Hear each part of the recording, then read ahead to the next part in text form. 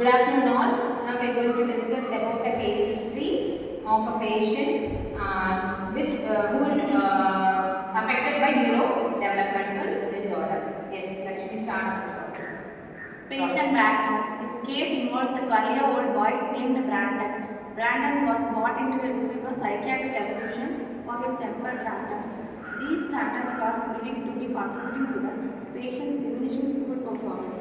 The patient's mother states that the things have always been challenging.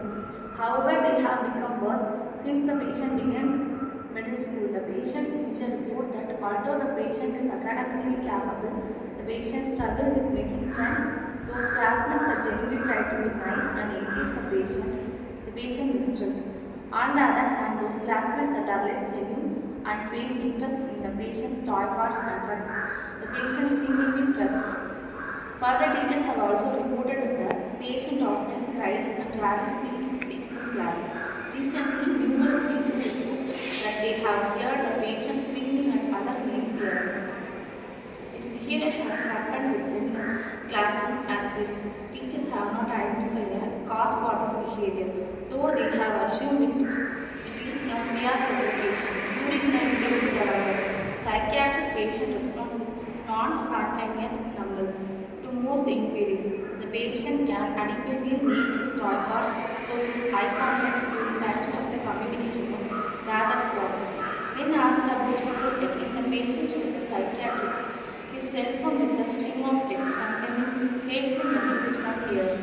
The patient also reveals that many of his male peers would say bad words to him and shout in his ears, which he did not like because loud noise upset at him. From a developmental standpoint, the patient's mother claims that the patient has always been very shy and lacked friends. Additionally, the patient's first word was spoken at 11 months and by 3 age was able to form short sentences. The patient is said to have always taken things literally. He has been unable to understand jokes and things of similar. The patient's father is said to be display similar characteristics. Diagnosis. The patient was diagnosed with the autism spectrum disorder without accompanying intellectual impairment with accompanying language impairment, childhood onset fluencies, professional interpretation of this assessment information.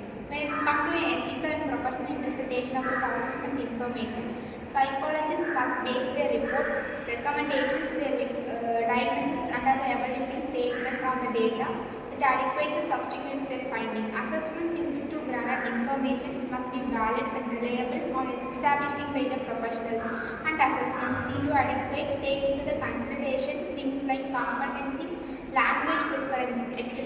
Additionally, when it comes to interpretation, professional must take into the considerations the overall purpose of this assessment and these other risk factors such as abilities, cultural components, personal, linguistic factors that may impact professionals' conclusions and diminish the professions of the interpretation. Assessment pattern. To begin, the patient will undergo a full medical examination. This will rule out any possible medical disease or major cause of the patient's symptoms and behavior.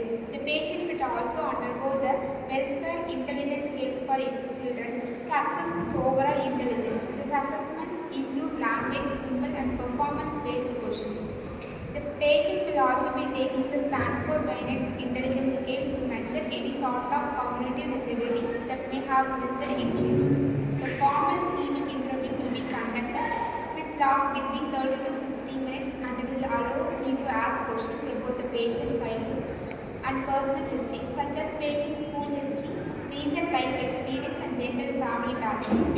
This kind of assessment is structured and enables the patient and the families to provide insight in their own words and ways. A great deal of valuable information come from this sort of measures. Moreover, I think observe the patient in this natural setting could be beneficial in getting to most precious pictures of why the patient is having temper tantrums so that we can have better formulated treatment plan for the patient that will enable him to function better inside and outside of the school. The final assessment that the patient will given the childhood autism rating scale, which is 15-item behavior rating scale that assists in identifying children with autism, and then from developmental disabled children who are not considered autism. This over the age of 2 and incorporate items with the 5 well-known systems. For diagnosing autism, each of the symptoms compares their specific characteristics, abilities, and or behavior. And the measure utilizes a 7-point scale which caused the decrease to which the patient behavior diverge from the normal side on the same page.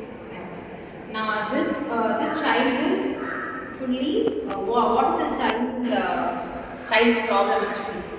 What we have discussed now? Neurodevelopmental disorder. So for this child they need a particular stage of observation process.